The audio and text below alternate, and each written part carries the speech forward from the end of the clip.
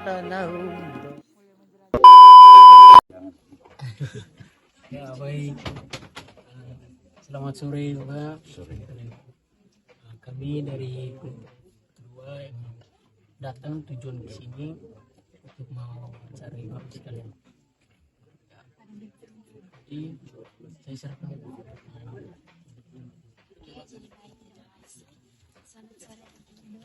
Sore juga. Terima kasih atas waktu dan kesempatan yang diberikan kepada saya. Saya mau bertanya kepada Bapak dengan tema tentang sejarah berdirinya rumah adat dan sistem religi. Bisakah Bapak menceritakan sedikit kisah yang paling Bapak ingat tentang rumah ini? Pertanyaan kisah ya, kisah rumah ini. Oke. Jadi sebelum saya menjawab ya, saya mesti memperkenalkan diri juga. Nama saya Maximus Wolo. Wolo itu kami punya ambo di sini namanya Ambo Wolo. Ini bapak ini juga dari Ambo Wolo. Mestinya ada satu lagi, tapi beliau itu mereka penitia. Kami di sini bukan paroki apa ya, kalau kami orang Katolik stasi, jadi ada pemilihan stasi, ketua stasi hari ini. Bapak itu kebetulan dia dipilih jadi sekretaris untuk pemilihan ketua stasi, jadi perhalangan. Ya. Tapi ya kami bisa karena sebagian besar pun ibu saya juga dari kepala suku yang sebelah, jadi tidak terlalu kalau misalnya jadi seperti itu. Jadi saya dan bapak ini sama suku ya. Jadi tadi tanya mengenai ingatan yang terakhir ya, kisah yang saya tahu ya, kisah yang saya ingat. Jadi rumah ini kalau yang kita hadar sekarang ini gara-gara gempa. Jadi waktu 12 Desember mungkin adik-adik mereka belum lahir, tahun 1992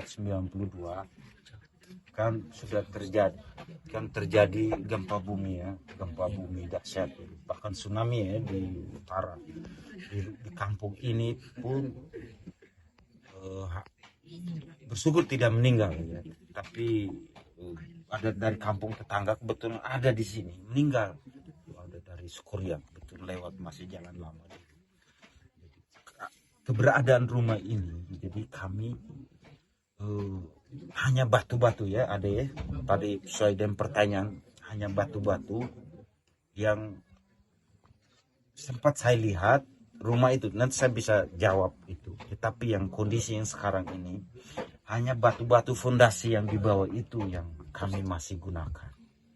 Lalu material yang ada ini dari kami bilang tengah, di bawah ini dalo dan semua itu sampai ke atas itu. Materialnya kami ambil di hutan setelah tahun 1992. Seperti itu. Saya kalau mau ingat, saya bermain rumah ini lebih tinggi dulu ceritanya. Tetapi dulu masih tinggal. Jadi di bawah tahun 1992 yang rumah-rumah di bawah dataran itu semuanya masih di sini. Hanya beberapa rumah saja kebetulan mereka seperti guru gradu, mereka orang dari Nggela yang menjadi guru di sini, lalu mereka bangun rumah di bawah dekat sekolah. Tapi sebagian besar penduduk di kampung itu tinggal di kampung lama ini. Kalau rumah ini yang lebih lebar ke depan, ini sampai ke bawah. Minta maaf, kan dulu masih tinggal. Dan yang tinggal itu, setahu saya nenek apa di sini. Bapak Ngano, nenek apa dan kami punya bapak Anu, itu 2 orang sebelah bawah. Lalu depan ini Bapak Pelo, 2 keluarga sudah, Bapak Pelo, Erna dengan Kletus dengan istrinya, mereka ada di depan sini. Ada satu. Jadi yang dulu untuk tinggal bagian sini saja, tetapi lebar sampai ke bawah. Oke. Jadi lebih tinggi. Kami bermain di lantai kedua, ketiga ke atas. Ada trap-trap. Ini yang begini ada sampai 3. Menurut Bapak tuh agar sistem religi dan sejarah rumah adat ini tetap dikenal generasi muda itu bagaimana? Oke. Agar terbawa terus Oke. tidak akan hilang. Saya lupa tadi religi. Oke. Jadi memang tadi jadi beberapa imam juga kadang-kadang ada selisih paham ya, artinya pemahaman. Kita di sini penyembah berhala. Oke. Tapi kan seperti yang mungkin ada mereka kelompok pertama.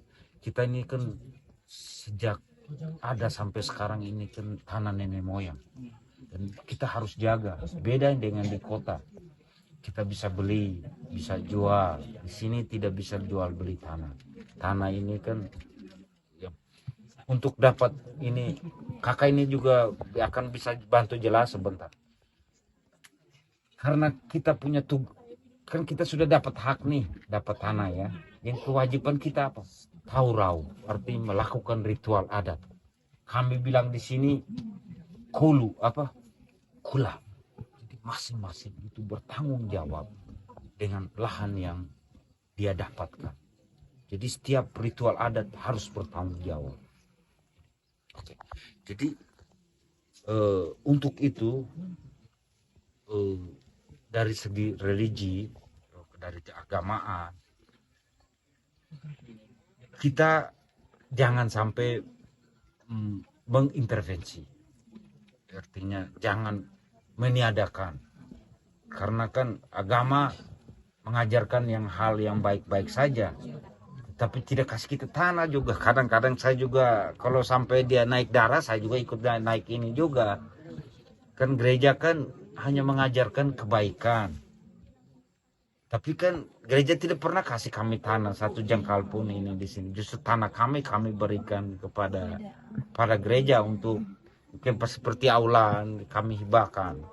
Artinya antara agama dan ini ya, kalau bagus istilah inkulturasi, menciptakan rasa syukur. Misalnya kita waktu Natal hasil panen kita bawa ke gereja supaya kita sama-sama mensyukuri.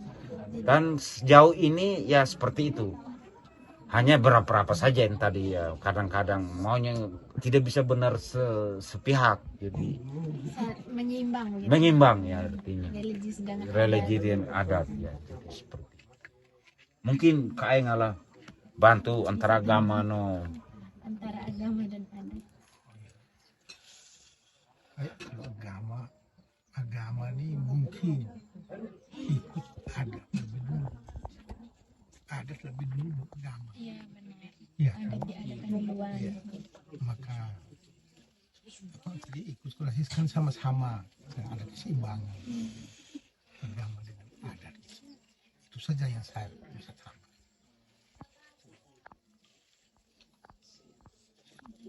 Berarti masih kental dengan animisme.